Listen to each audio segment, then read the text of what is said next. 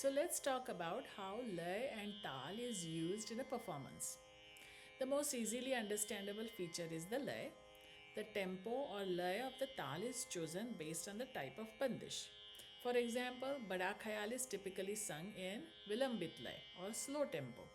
Some compositions are presented in Madhya lay or a moderate tempo, neither too fast nor too slow.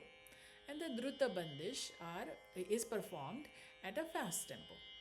But besides just changing the speed of Taal, musicians often employ laikari, an art of manipulating rhythm in a fixed tempo. This is where the performer will show a double, triple, quadruple speeds of Taal while the tabla is steadily going at the original lay. They can also show very complicated laikari like aad, biad, quad, and so on. The tabla artist will also show variety of these speeds while the bass speed remains unchanged. So together, lay and tal form the boundary or the framework of the musical presentation. Now earlier I used the analogy of a landscape to describe a rag. So if rag is a painting of a landscape, then the elements like alap, tan, sargam and so on are brush strokes that reveal its beauty. And Taal in this picture becomes the boundary within which the landscape is set. A well chosen frame always enhances the painting. In a similar way, Taal enhances the beauty of the rag by providing structure. But how exactly does this framework help? The cyclical structure of Taal, built with matras, vibhag, avartan, sam, and khali, creates predictability and order within a performance. Both the performer and the audience rely on this structure to stay oriented. So, Taal functions like a compass in music.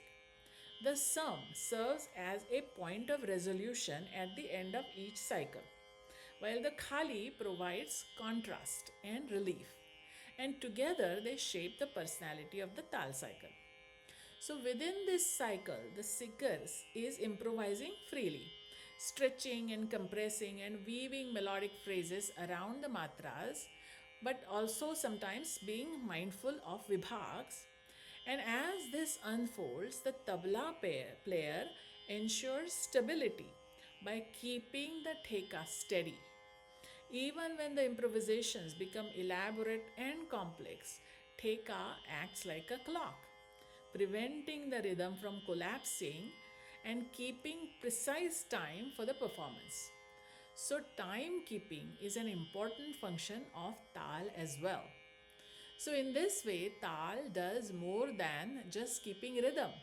It frames, it guides, it provides anchor to the presentation.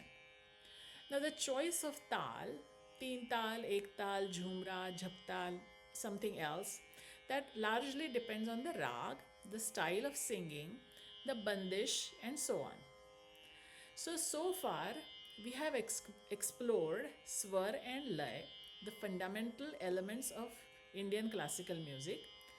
So, before we delve into how a rag is created, there is one more essential aspect to understand: alankars, or the ornamentations of swars. These subtle embellishments breathe life into a melody. We hope that you'll continue this journey with us. Thank you very much for watching.